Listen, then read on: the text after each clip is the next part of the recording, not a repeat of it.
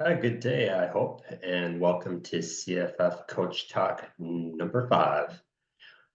This one's going out to my coached athletes. It's to review the different testing options that I offer and give a little comparison about why I prefer one versus another.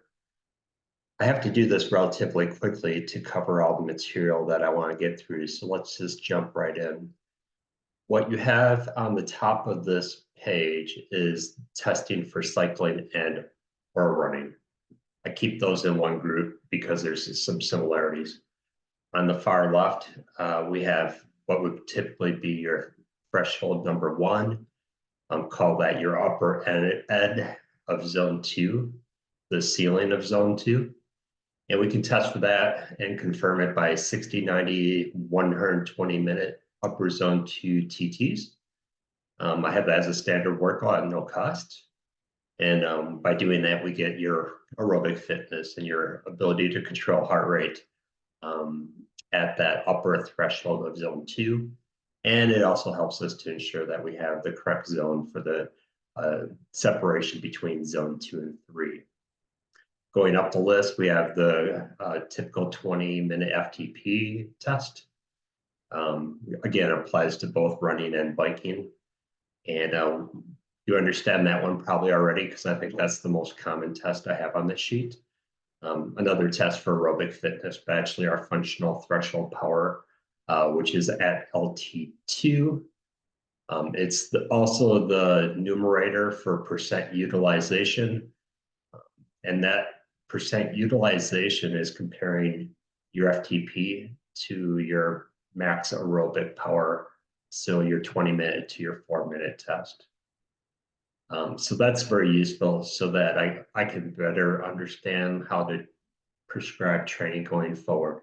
Do we need to train FTP or do we need to train VO2 max? Going up the list, one more right to the center here, we're at the 4-minute test, and it can also be done via the ramp test. Again, no extra cost for doing this. All three of these have been at no cost other than being in my program.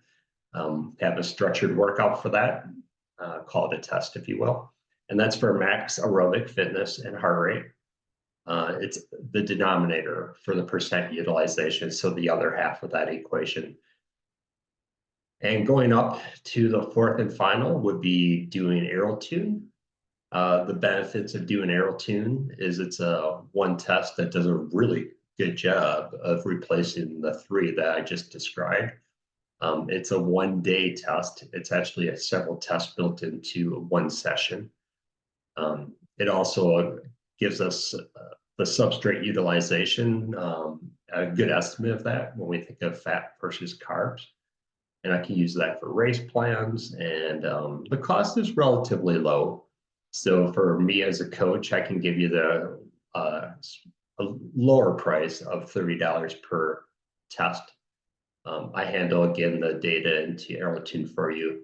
And if you did it through AeroTune yourself, you would have it be $30 as well, but you wouldn't have my, I guess, input and guidance as much.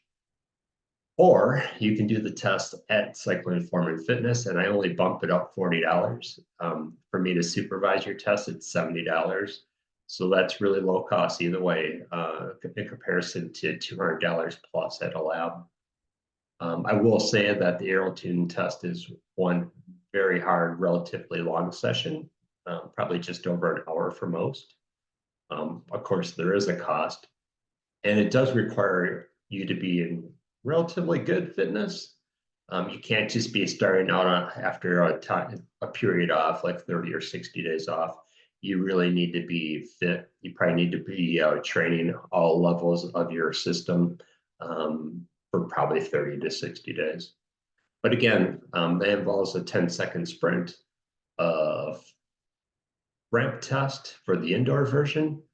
And then finally, finishes off in going with the zone 4 time trial that has to last at least 12 minutes. It gives me a lot of data: VLA max, VO2 max, fat max heart rate, critical power, heart rate at critical power. So it's probably the most complete test that I know of for that low of a price. And we got something similar for swimming, but swimming is very simple. Either 1,000 yard or meter test. If you're more advanced, you can go 1,500 yards or meter. That's perfectly fine. Within that test, you want it to be a hard effort that's steady and really the max effort you can put in to get that 1,000 or 1,500 done by having it be steady state, so zone 4.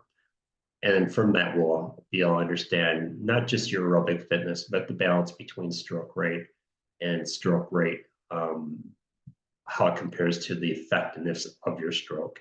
So stroke mechanics. So, and we can get some training zones for that too, even though I don't use swim training zones a lot. They are in Training Peaks and they are somewhat useful.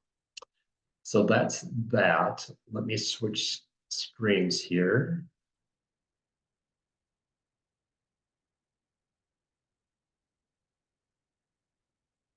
So as I stated, if I have the Aero2 test, it allows me to do this race plan better for athletes that are doing longer duration events. And what I mean by that is when it gets to the carbs used per leg of a triathlon, as the example, um, there's numbers I use for this, and it's the carbohydrate in grams per leg.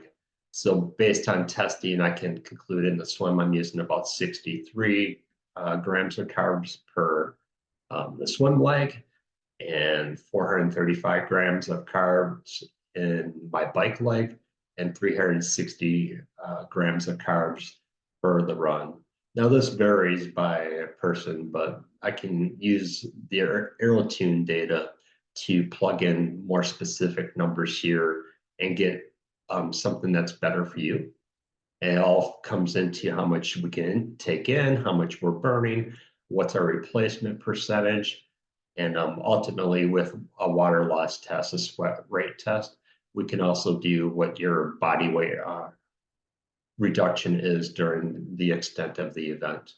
So again, all that stuff really helps for race planning. This happens to be my race plan for Des Moines, 70.3. I'm out there and already thinking about how that race is going to be executed, even though it's 20 weeks out. All right, one more screen here.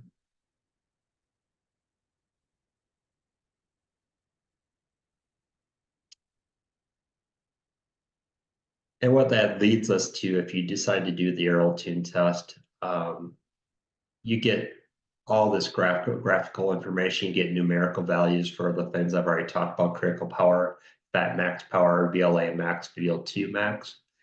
You also get what type of power you could produce if you had ingestion of 60 grams of carbs per hour versus 90 versus 120, assuming that you can actually tolerate that.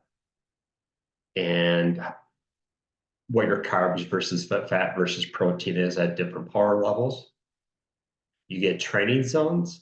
So we start to learn what LT1 is with more data behind it. So the upper end of fat max, for me, LT1 with my last test was a power of 205 watts, heart rate of 124 beats per minute.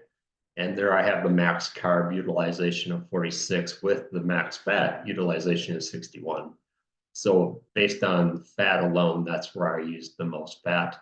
That's as high as my training should ever be to train LT1 specifically. I think the heart rate's a little low on my test. I think the next time I test, I'll probably be able to achieve a little higher heart rates and maybe a little higher power. It is what it is. It makes me know that when I use, like, say, 130 beats per minute on the bike, it's probably as high as I should go for LT1. Again, these are all just estimates based on the data that goes into AeroTune. So there's other things here, recommendations and such that that help me be a better coach and give you more accurate training prescriptions going forward. Last but not least, one more screen. Whether you knew it or not, I think you probably know this, but I do have a YouTube channel. It's called CFF Melcher. That's the name of the channel. And if you ever want to go backwards to the prior coach talks for weeks number 1, 2, 3, and 4 that are here, some things, some videos I did about bike fitting, about utilization of swim cords, about updates I made on my TT bike and why, how to go about testing for LT2 versus LT1, some USAT optimized intervals that I went through after taking some education with USAT. This that I'm talking about right now, more details on metabolic profiling using AeroTune, and how that feeds into the race plan, how to set your bike up on a trainer. So there's a lot of good information, I think, here. Again, I might not be perfect with the way I give, um, the way I produce these videos, but I feel like they're still worth your time. So let me know if you have any related questions. If not, I hope that your training is going well and that we talk soon. Thank you.